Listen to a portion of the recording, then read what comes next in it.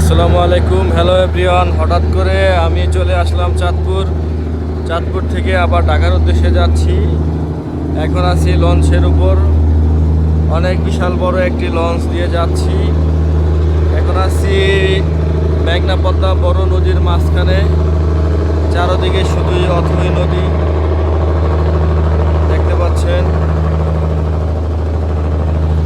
লঞ্চে কেউ নামাজ পড়তেছে, কেউ বসে আছে। বিশাল বড় একটি লঞ্চ, ওই যে আরো একটি লঞ্চ আসতেছে, বিশাল বড়।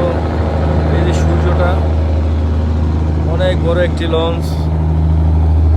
এই যে পাশটা হচ্ছে চাঁদপুর জেলার মতলব থানা, মতলব উত্তর উপজেলা।